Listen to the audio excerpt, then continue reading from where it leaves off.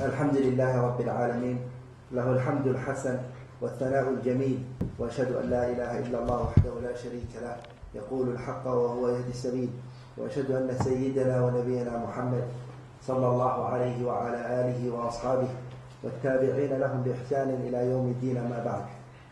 As you're all aware of, inshallah ta'ala, the great month of Ramadan is on our doorsteps, and inshallah ta'ala we need to benefit from it. So inshallah ta'ala, the topic that I will be speaking about inshallah today is the Qur'an and its importance and the relationship between the Qur'an and Ramadan. First of all, the person has to understand that the Qur'an is an honor for us. And it's our honor. Allah subhanahu wa ta'ala, He said in the Qur'an, وَإِنَّهُ لَذِكْرٌ لَكَ وَلِقَوْمِكَ وَسَوْفَ تُسْأَلُونَ.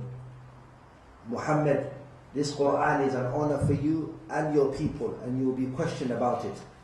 So in that verse, Allah tabarak wa ta'ala tells us, وَإِنَّهُ لَذِكْرٌ لَكَ أَيْ شَرَفٌ لَكَ وَلِقَوْمِكَ.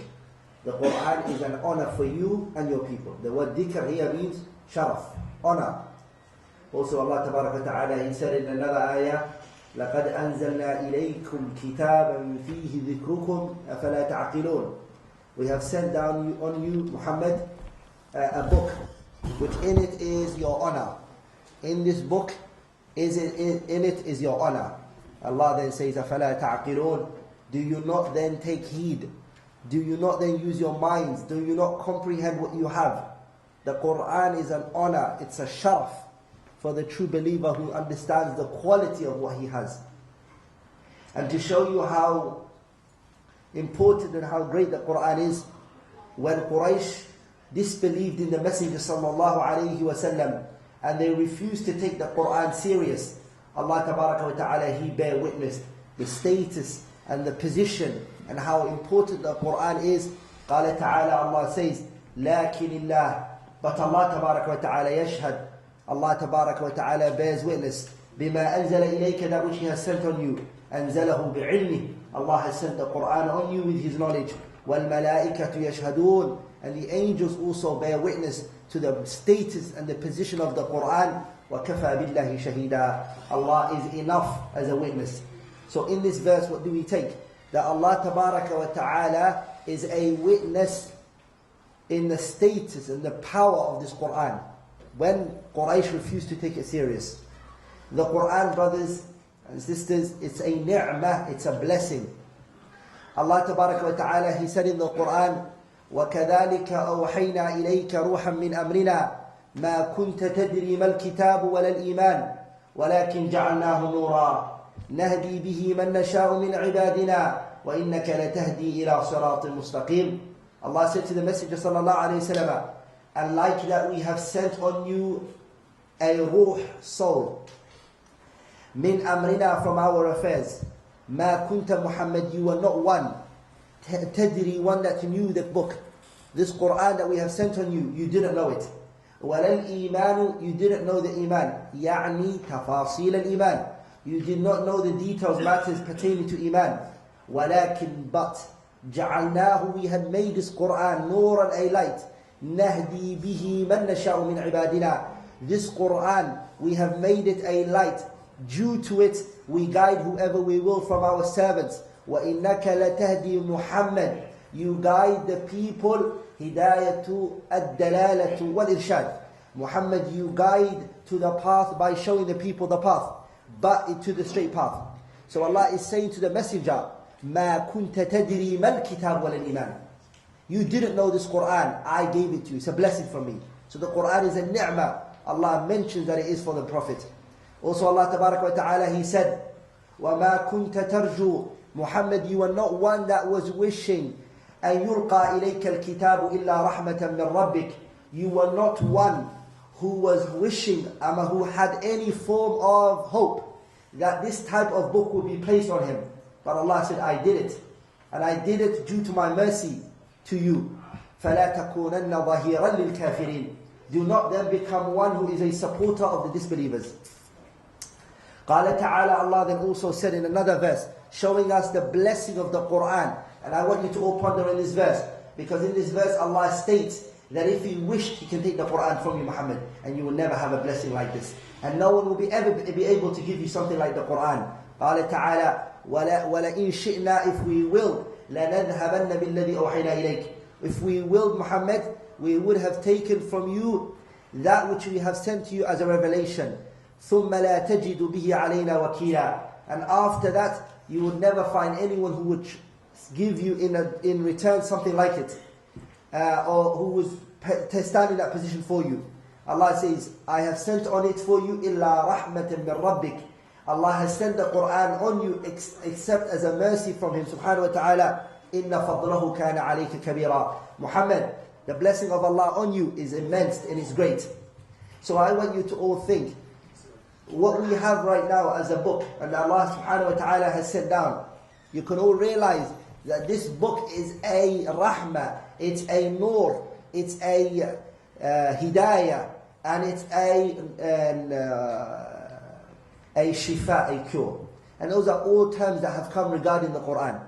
Allah subhanahu wa ta'ala said to the messenger, after he had told him what he has given him, which is the Qur'an, and that the Qur'an is a blessing. When Allah told him, He said to him, because you have this blessing with you, don't start looking elsewhere and start focusing on other things that people have. Allah says, وَلَقَدْ آتَيْنَاكَ, Muhammad, we have given you سَبْعًا مِنَ الْمَثَانِ, the 7 verses that repeats itself, Surah Al-Fatiha. وَالْقُرْآنَ الْعَظِيمِ, and we have given you the great book. Some of the Mufassirin, which Ibn Jarir Tabari mentions, that the Qur'an Al-Azim is also the Surah Al-Fatiha. لا تمدن عينيك, Muhammad, do not take your eyes away from this book and start looking at what? إلى ما متعنا به أزواجا, that which we have blessed, we've given them, and that which they have, don't look at it. Why would you? You have the Qur'an, focus on it and take the blessing that you have. So the Qur'an, brothers, is something Allah has mentioned. Allah mentions in the Qur'an a man. What did he do? The Qur'an was given to him, and then guess what he did? He turned away from the importance of the Qur'an. So Allah Tabarak wa Ta'ala mentions to us his example. And I want you to all ponder. Allah says subhanahu wa ta'ala, وَاتْلُ عَلَيْهِمْ نَبَأَ الَّذِي آتَيْنَاهُ آيَاتِنَا فَانْسَلَخَ مِنْهَا فَأَتْبَعَهُ الشَّيْطَانُ فَكَانَ مِنَ الْغَاوِينَ وَلَوْ شِئْنَا لَرَفَعْنَاهُ بِهَا وَلَكِنَّهُ أَخْلَدَ إِلَى الْأَرْضِ وَاتَّبَعَ هَوَاهُ فَمَثَلُهُ كَمَثَلِ الْكَلْبِ إِنْ تَحْمِلْ عَلَيْهِ يَلْهَثْ أَوْ تَتْرُكُ يَلْهَثْ. Allah Tabarak wa Ta'ala mentions in that story, He says, Muhammad, recite on them, read on them, the story of an individual. آتَيْنَاهُ آيَاتِنَا, we gave him the Qur'an, our book. This man was a man from Banu Israel, and Allah gave him Torah, he memorized it, and he knew it, and he was from their scholars. But what did he do? Allah says, he turned away from it. فَانْسَلَخَ مِنْهَا, he went out of it. He had this book, he turned away from it. فَأَتْبَعَهُ الشَّيْطَانُ, الشَّيْطَان followed him. فَكَانَ مِنَ الْغَاوِينَ, and he became from those who were destroyed. Allah says, وَلَوْ شِئْنَا, if we willed, لَرَفَعْنَاهُ بِهَا, we would have lifted him with it.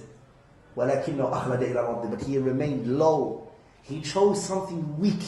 He didn't go up to the skies and think about the Qur'an, and that he chose worldly things. So he stayed on this earth with it.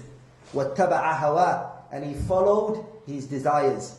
Allah says, فَمَثَلُهُ, his example, that man, is the example of what? كَمَثَلِ الْكَلْبِ, the example of a dog.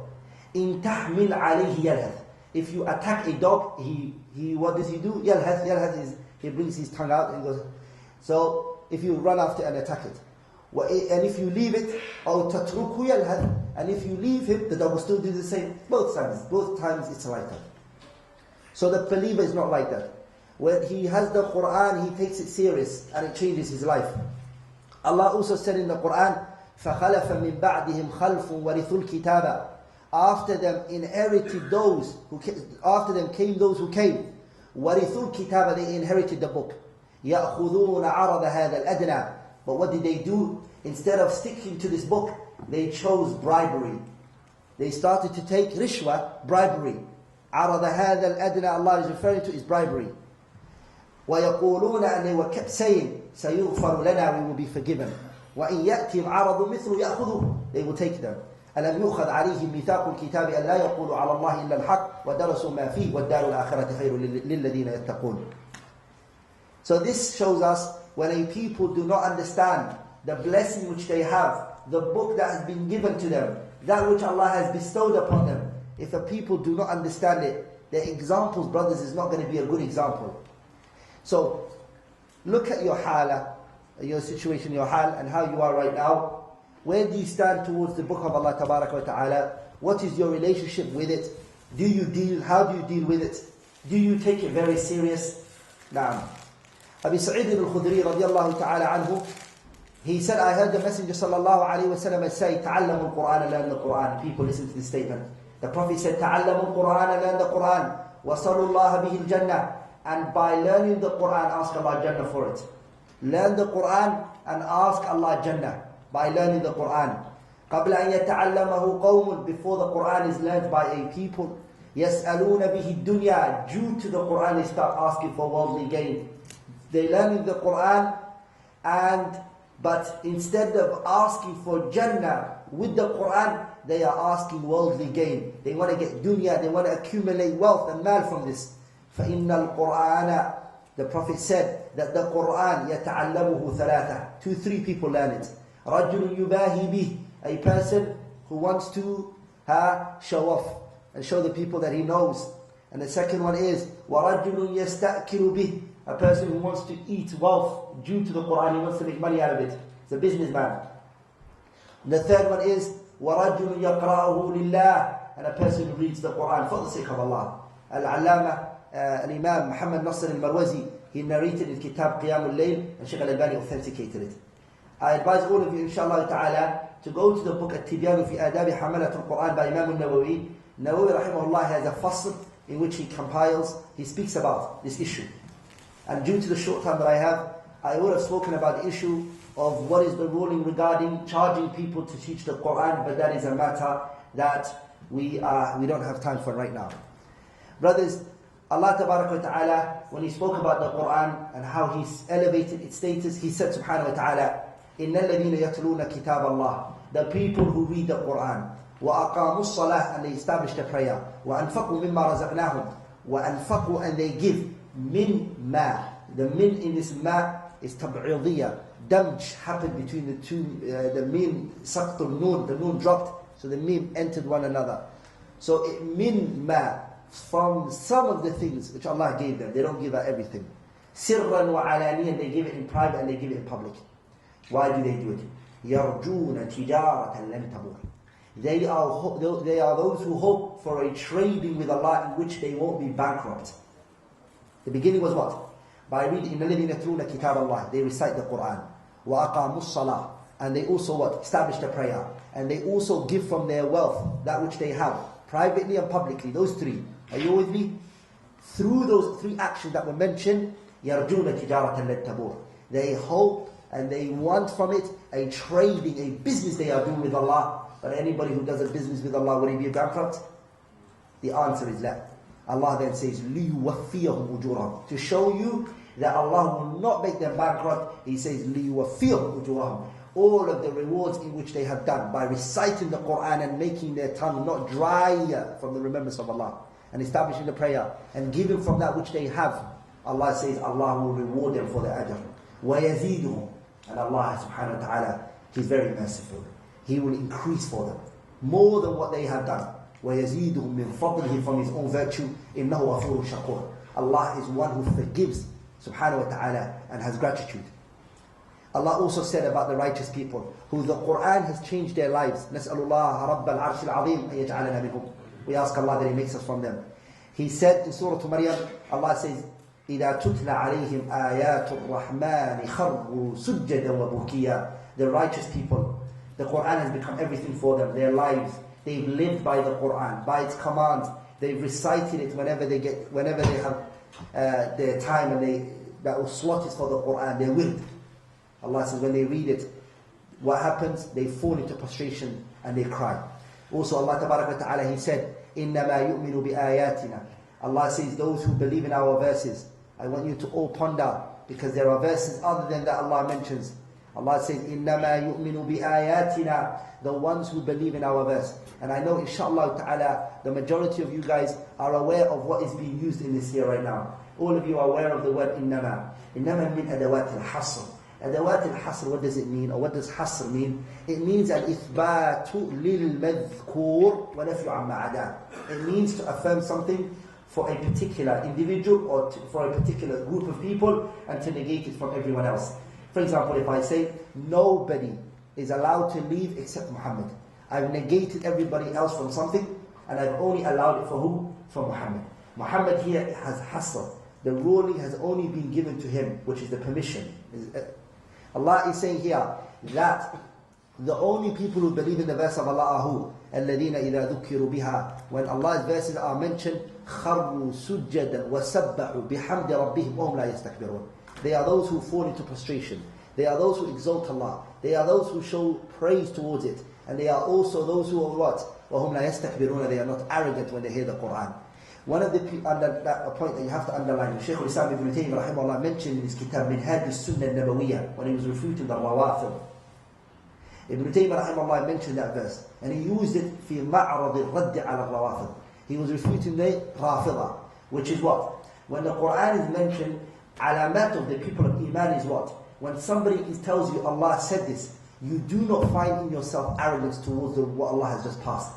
You find in yourself submission. إِنَّمَا كَانَ قَوْلَ الْمُؤْمِنِينَ إِذَا دُعُوا إِلَى اللَّهِ وَرَسُولِهِ لِيَحْكُمَ بَيْنَهُمْ أَنْ يَقُولُوا سَمِعْنَا وَأَطَعْنَا. We hear and we وَمَا كَانَ لِمُؤْمِنٍ وَلَا مُؤْمِنَةٍ إِذَا قَضَى اللَّهُ وَرَسُولُهُ أَمْرًا أَنْ يَكُونَ لَهُمُ الْخِيَرَةُ مِنْ أَمْرِهِمْ فَلَا وَرَبِّكَ لَا يُؤْمِنُونَ حَتَّى يُحَكِّمُوكَ فِيمَا شَجَرَ بَيْنَهُمْ ثُمَّ لَا يَجِدُوا فِي أَنفُسِهِمْ حَرَجًا مِمَّا قَضَيْتَ وَيُسَلِّمُوا تَسْلِيمًا.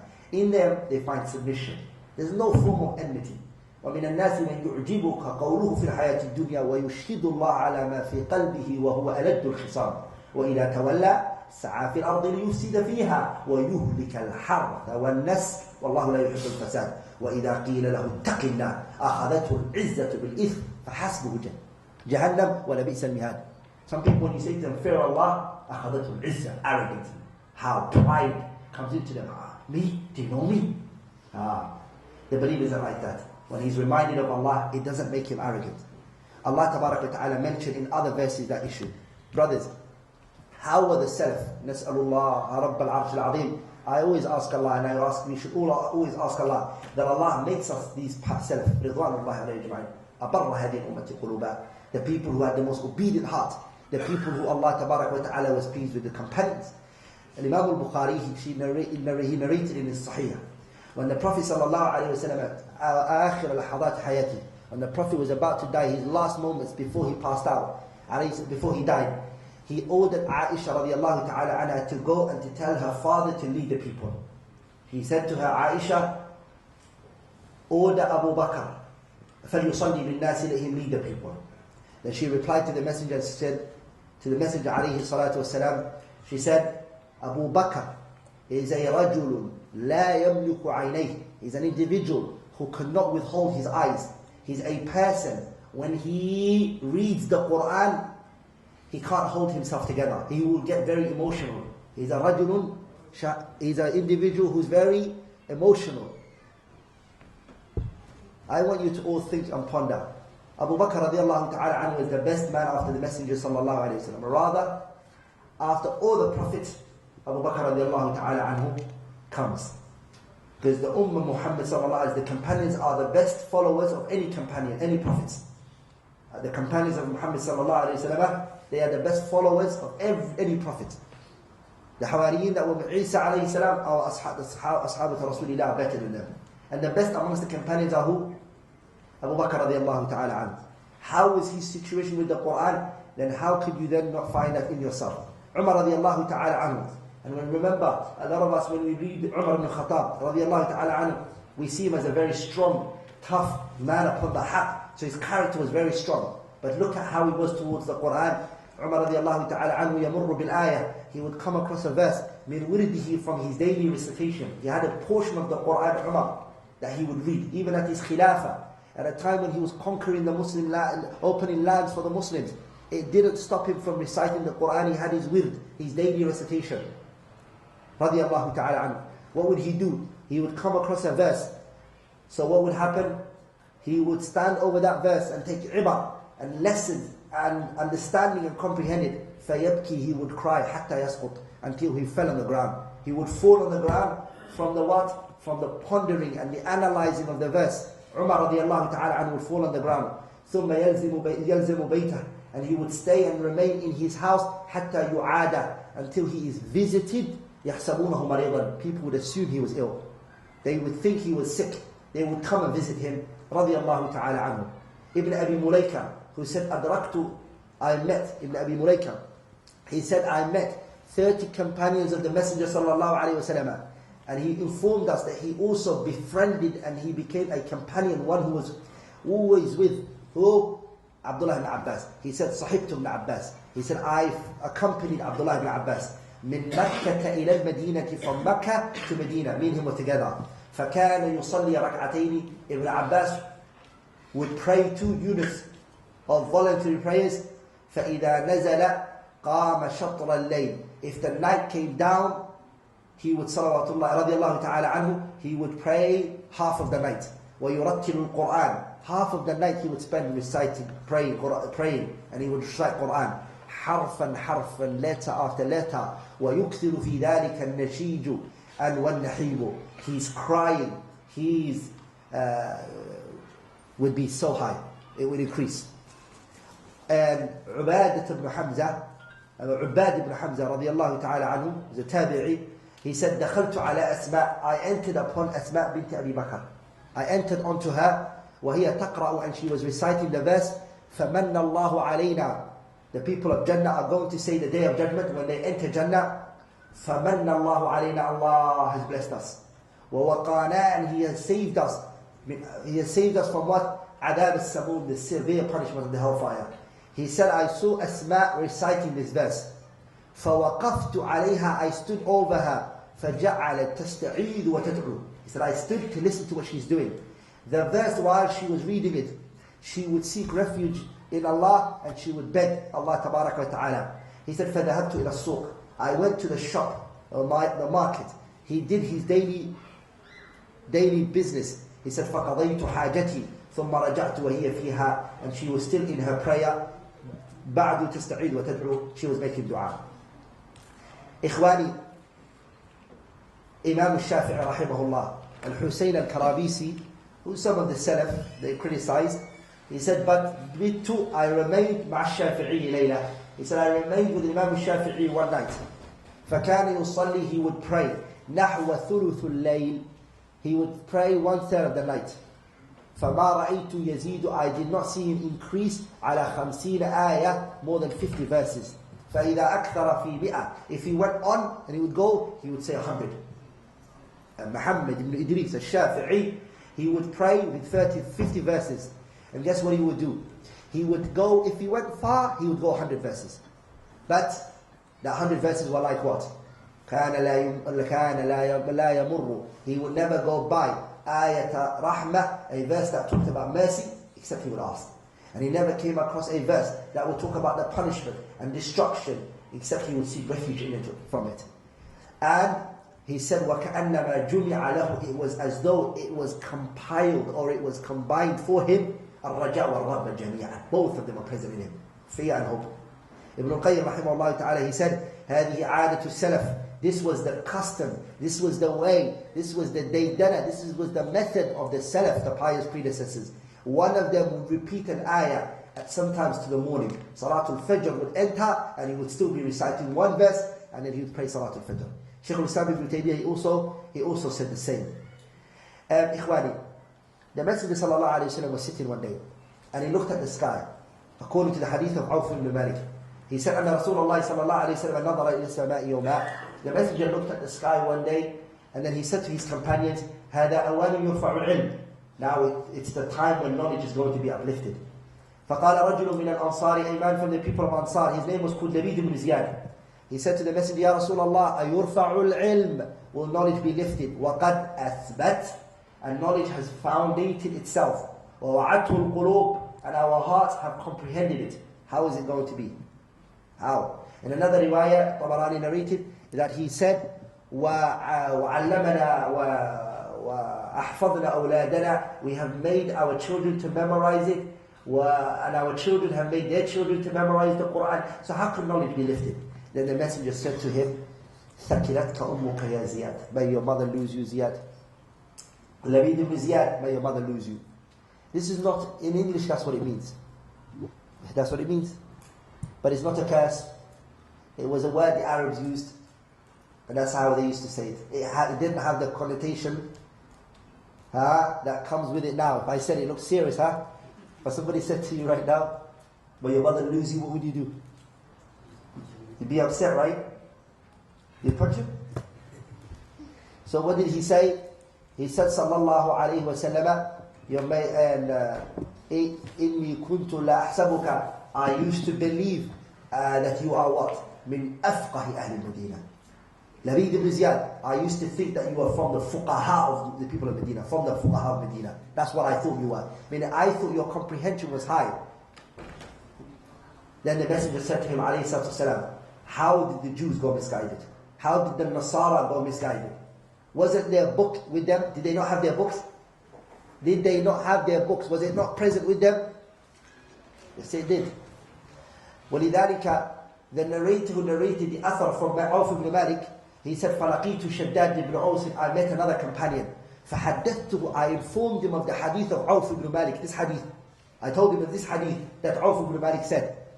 قال, he said to him, صَدَقَ Auf. Auf told you the truth. Another companion said to you, the hadith that Auf ibn Malik told you, he's right. Na'am, Rasulullah said it. He said, أَلَا أُخْبِرُكُمْ, but shall I tell you? بِأَوَّلِ ذَلِكَ, the first thing that's going to be lifted. He قلت بَلَى. Bala doesn't mean yes, it means of course. Of course, tell me. He said to him, Al-Khushu'. The humility in the prayer would be the first thing that would be lifted. The person would pray حَتَّى لَا تَرَى خَاشِعًا, until you don't even see anybody who has khushu' in the salah. He leaves the salah. As though he says to Allah, count your prayer, this is it. You got it, God? Ilahi? Yes. Khalas. Salam alaikum. That's how it became. Ikhwani, the Qur'an, it lifts a person. Even if you're young and you memorize the Qur'an, the person who is old in the eyes of the people is Sahib al-Qur'an. Wallahi. Whether he's young in age, he's lifted. He's the oldest one in the community. Even if he's young in age, he's the oldest one. And the one who doesn't know the Qur'an, even if he's the oldest one in the community, he's the youngest. ولذلك الإمام البخاري رحمه الله, in his كتاب فضائل القرآن, when he spoke about the virtue of the Qur'an, he chaptered a bab where he talks about the in his Sahih, and then he brings his chain of narration, his Shaykh Hajjaj ibn Minhal, to Uthman ibn Affan, that Uthman said, خيركم, the best amongst you is who? من تعلم القرآن وعلمه, the one who learns the Qur'an and he teaches the Qur'an. Now many people don't know this, but I want you to all ponder. This hadith, or this hadith of the Prophet sallallahu alaihi wasallam, who narrated from the Prophet? Uthman ibn Affan. Sah? Who narrated from Uthman? The person who narrated from Uthman, his name is Abi Abdurrahman al-Sulami.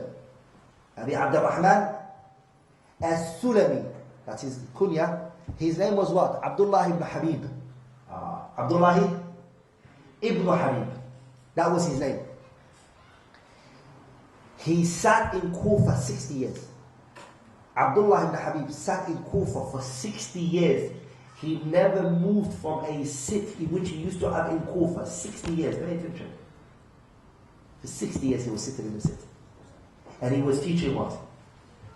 He was teaching the Qur'an. And you know what he said? فَوَالَّذِي نَفْسِي بِيَدِهِ, I swear by the Lord in which his hand is, my soul is in his hand.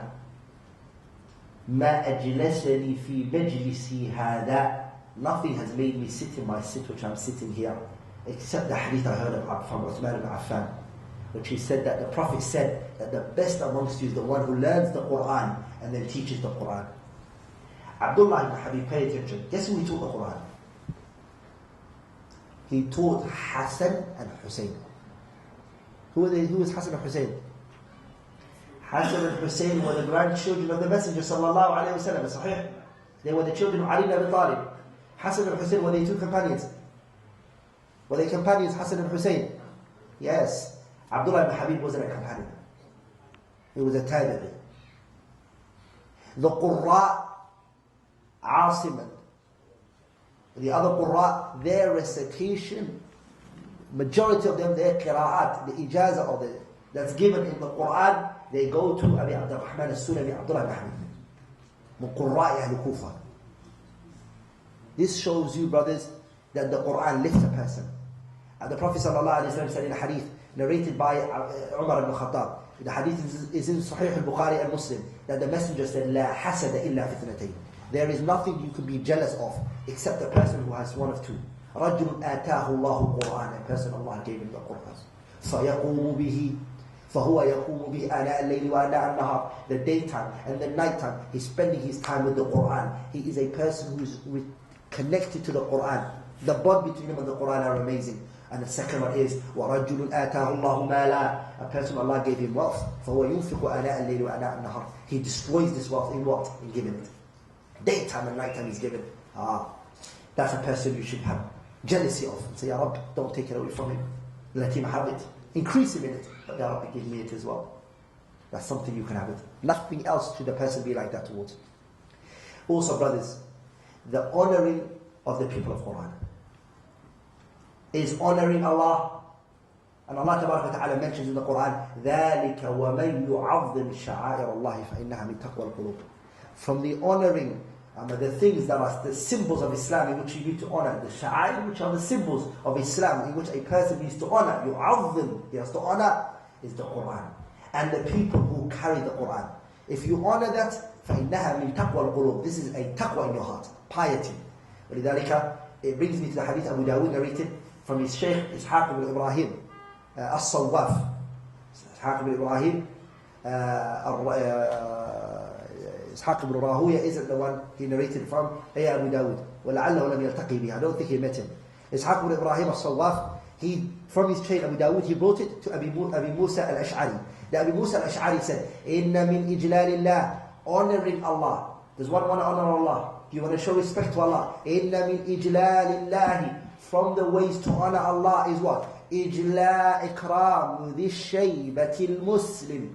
That is the honoring of a person who gained grey hair through Islam. He was an old Muslim person. Honoring him is honoring Allah. Don't play around with it. People are old in age. Respect them. Show them ihtiram and respect. The second one is وَحَامِلِ الْقُرْآنِ, and the person who's carrying the Qur'an. But look at that, connect what's added to it. Not mujarrad al-alfaz, he's memorized the huruf. يحفظ حروفه ويضيع حدوده. He memorizes the letters and the words and he can read it. If he recites the Qur'an, تَخْشَعِرُ مِنْهُ الْجُلُودُ, your skin would move, you'd feel goosebumps. But when you look at him, you do not see a sign of it. That's not the people that the hadith is referring to. What does it say? حَامِلِ الْقُرْآنِ غَيْرِ الْغَالِي فِيهِ وَالْجَافِ عَنْهُ. A person who doesn't go extreme and a person who's not short in it. Good. وَإِكْرَامُ ذِي السُّلْطَانِ الْمُقْسِطِ, and to also honor the ruler who's just. The ruler who's just, who's fair. Those three, the Prophet said, honoring them is honoring Allah Tabaraka wa Ta'ala. Also, brothers, you're all aware of the hadith of the Messenger of Allah, Sahih Muslim. The Prophet said, يَأُمُّ الْقَوْمَ أَقْرَأْهُمْ لِكِتَابِ اللَّهِ. The people, let them be led, the prayer, the salah. All of you here are aware of the status and the position of the salah and how powerful the salah is. It is the second pillar in Islam. But then who's the one that's going to lead? The Prophet said, يَأُمُّ الْقَوْمَ أَقْرَأْهُمْ لِكِتَابِ اللَّهِ تَعَالَى فَإِنْ كَانُوا فِي الْقِرَاءَةِ سَوَاء فَأَعْلَمُهُمْ بِالسُّنَّةِ. The one that's going to lead the prayer is the one who has what? He has memorized the most from the Qur'an. He leads the prayer. The age doesn't matter.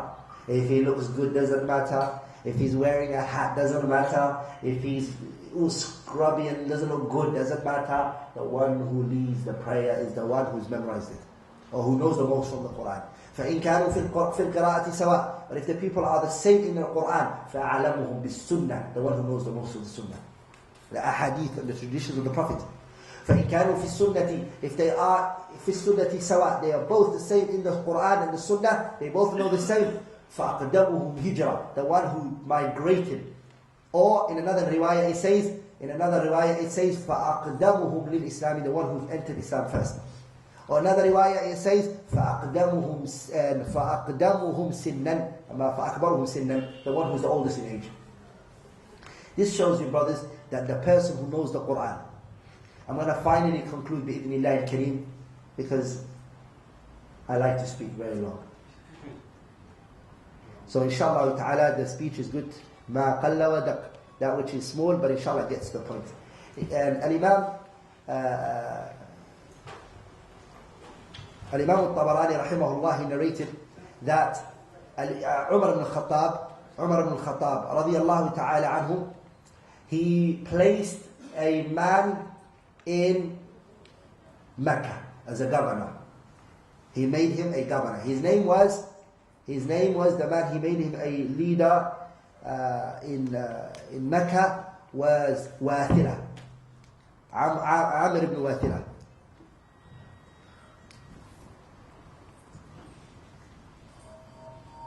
Nafi' ibn Abdullah al-Harith, sorry. Nafi' ibn Abdullah al-Harith. It was the man who Umar radiallahu ta'ala anhu made him the governor of Mecca. So when Umar made him a governor and he placed him in Mecca, as you're all aware of Umar's customs and the way Umar was, is that whenever he made a person a leader, he would always come to check on if he was doing the job properly, and that he was a fair ruler, and that he was fair judging the people correctly. So Umar radiallahu ta'ala anhu, what did he do? He made his way to go to Mecca to see this man, Nafi' ibn Abdullah al-Harith, if he's doing the job. But when he was making his way, and Nafi' ibn Abdullah al-Harith heard that Umar is coming. So he came to meet him outside. And he met him in a place called Usfan. And anyone who drives in Saudi Arabia will know Usfan is a place which is about 20 minutes driving. If you're driving like me, 10 minutes. You can get to from Usfan to Mecca. So, but it's outside Mecca. Hudud Mecca is outside it. So he met him there. So when he met Umar there, he's not now in Mecca, is he? Is the man in Mecca? The answer is he's not in Mecca. So if he's not in Mecca, who is running the matters in Mecca? That's the question that Umar asked. He said to him, I made you the leader of Mecca, and you've met me here outside Mecca in Usfan. So who have you left with the people? And then he said, I have left them with Ibn Abza. He's the man who's controlling the place. Umar said, who is he? He said, he's a mawla min mawalina. He's a person who went through slavery. He went through slavery, but he's free now. But he's the one I gave to. فقال Umar then said, استخلفت عليهم مولى? You placed a person who went through slavery over a people who... Umar didn't mean it, radiallahu ta'ala anhu, that was a wrong thing. But he knew the customs and the norms of the people of Mecca and Quraysh and the way they were. They wouldn't accept that. So he was amazed how that happened. How did that take place? How did they take that on board? Remember, this is Mecca, this is the hub of their place. So he said to him, to the Amir al-Mu'minin Umar, he said, إِنَّهُ قَارِئُ لِكِتَابِ اللَّهِ عَالِمٌ بِالْفَرَائِضِ. He is one who has memorized and he knows the Qur'an, and he also knows the inheritance. In the inheritance, him knowing it, Abu Ubayd Qasim ibn Salam has a book called Kitab al-Masahif. He mentioned that what it means is that he knew the tafsir of the Qur'an. He knew the Qur'an and he memorized the words. The fara'id, the inheritance, is the hardest part in the tafsir. He also knew the inheritance from the Qur'an. So he was a person who understood the book he carried. Umar then said to him,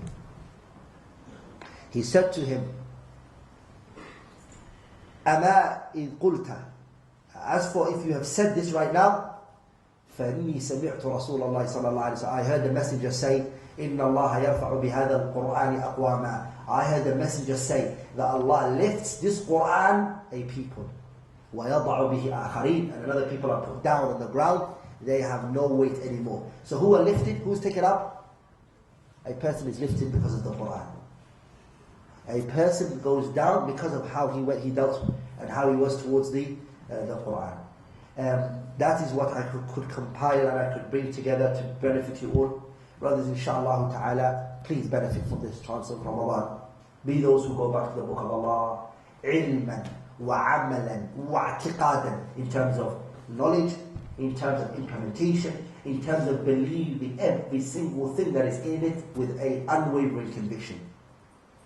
Don't be from those people. The month of Ramadan comes, an opportunity like this comes to you in your life, and it goes by. The Salaf was narrated, and it was common. More than one. Read the Kitab Lataif al-Ma'arif by Ibn Rajab. You will see it. Musannif ibn Abi Shaybah as Abwab, where he talks about how the Salaf were towards Ramadan. Brothers, 6 months before Ramadan came, they used to beg Allah, Ya Rabbi, Ya Rabbi, make us reach Ramadan. 6 months. And then another month or many months, 6 more months after Ramadan, what would they do? What would they do? They will ask Allah to accept that Ramadan from them. So their whole life revolved around what? That month.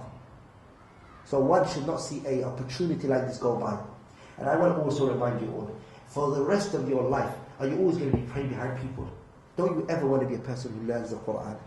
Don't you want to be one who memorizes those speeches? Those people who are leading you guys Taraweeh, who are leading, are people just like you, who memorized the book, who took their time out, who put effort and extra time in. Hadiths. You should aspire and want. If it's never happened for you before now, let it be for the first time you sit down. Even if you can't memorize everything, you can't take on anything, try to set yourself a goal of memorizing something from the Qur'an. وَإِن كَانَ صَفْحَةً واحد, even 1 page. Is it better than better than nothing? Yes, it is. You know, sometimes we have this belief, brothers. A person, you say to him, just memorize a verse a day. Say, that's little. Hell, do you do that now? Do you do that now enough? No, you don't. So one ayah is better than what you do now. He doesn't even do that. The one verse is a lot for what he doesn't. Does that make sense? If he memorizes an ayah every day, how many ayahs is it a day? 1. If he memorizes an ayah, one ayah a week, one ayah every day, how much is it a week? Is it 7 days in a week? No. Jameel. How many has he memorized in a month? 29, 30. So he has 30 verses which he has never ever known before. That's one verse. If he can memorize pages, if he can memorize ajza, if he can do more, very good, better. But to say that one verse is little, then you don't do that right now. Anything which I have said that is wrong is from me and shaitan, and Allah and His Messenger are free from it. Subhanakallahumma wa bihamdik, ashhadu an la ilaha illallah, astaghfiruka wa atubu ilayk.